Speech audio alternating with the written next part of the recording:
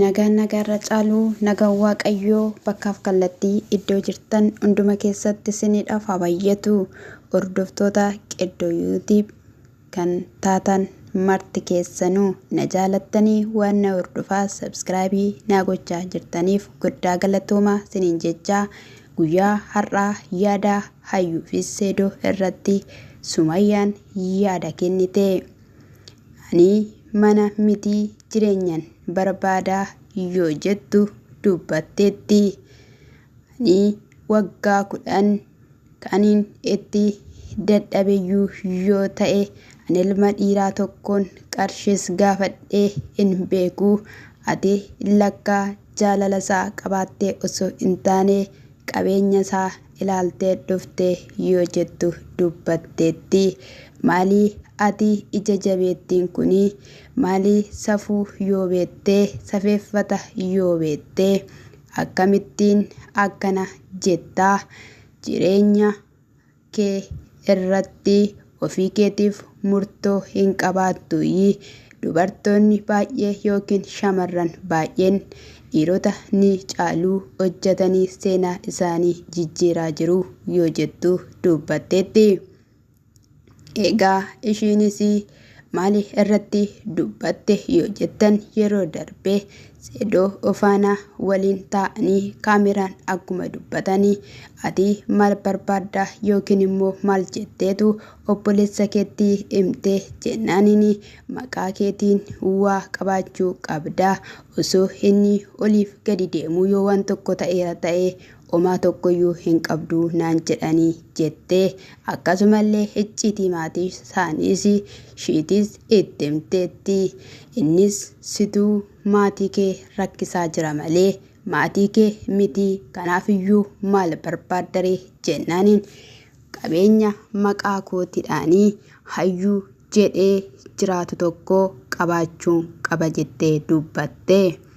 Ani ammatti qarshii hin qabu.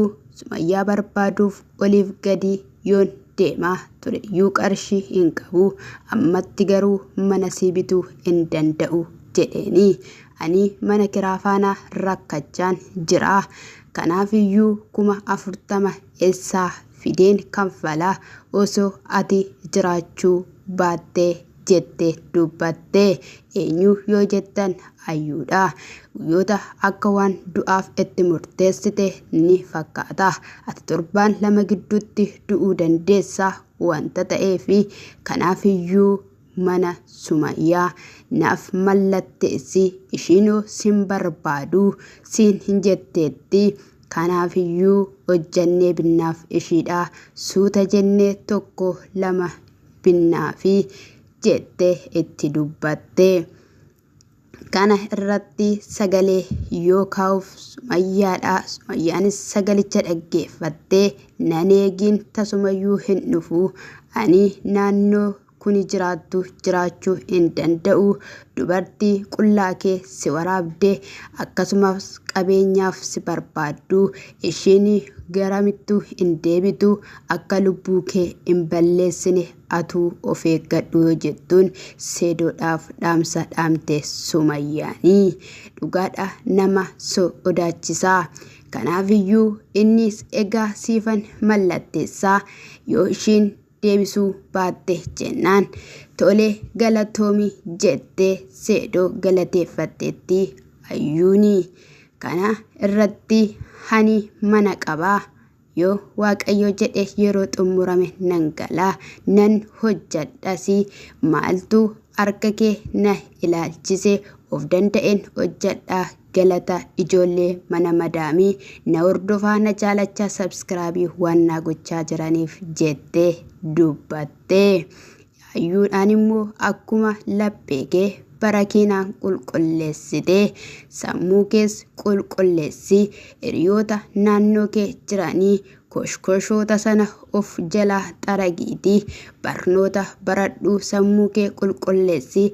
Ani maali jedhiitii taa'iitii yaadi. Sammuu kee sirreessi akkana hin godhatiini. Gadi jedhi dubartii jabduu ta'ii.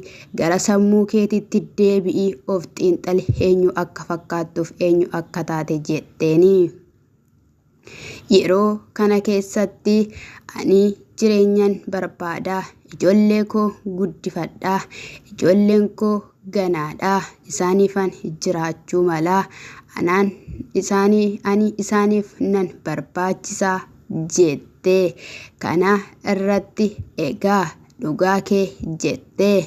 Dubartiin cimtuun gaariin dhiira caaltuu hundumayyuu dandeessee of qabdes dhalashees qabdes ni jiraatti. Baay'ee si dinqisiifanna yoo hin jedhu.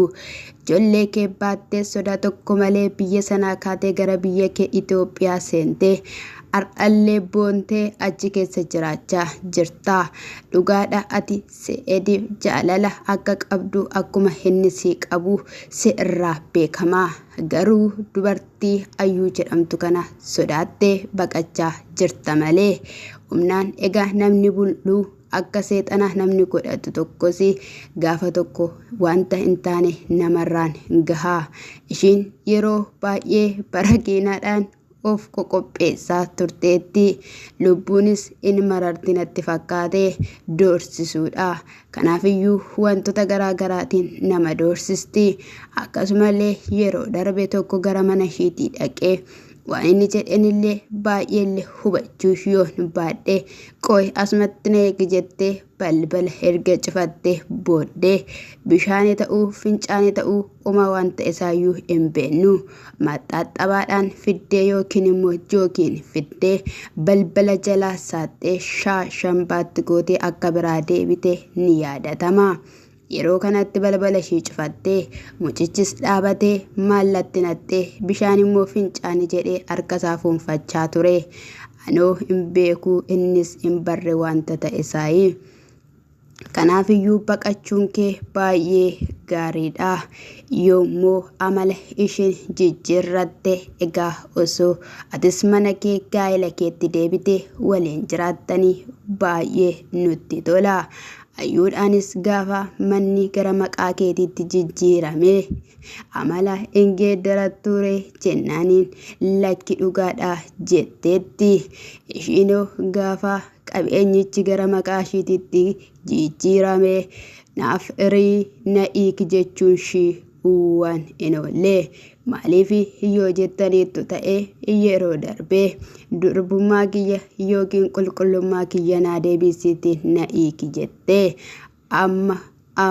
amma qabeenyuma sana addaan hirattee na hiiki jetti. Gaafa wanti hundumtuu gara maqaa isheetitti deebi'ee yuutii birraa qarshii ammanaa argatta miti maaltu mana kiraa si sodaachise jennaan lakkii anaan qabeenyi maqaa kootiin na barbaachisa akkuma jette ijaaf idda ishii jireenya ishii qabeenyarra keessetti. Egaa adda hirattee baatee kutuufi kun ni yaadatama. Kan biraa qopheeffadhu yaa Seedoo si'in jenna yookiin immoo Sumayyaadhuma kee deeffadhu si'in jenna. Asumaan Qiddoo YouTube jedhu kana subscribe like gochuun na jajjabeessaa. Silaa anis lammii keessani kaa siniin jechuun jaaladhaa. Egaa galatoomaan dhaamsa kootii siniin jedhaa.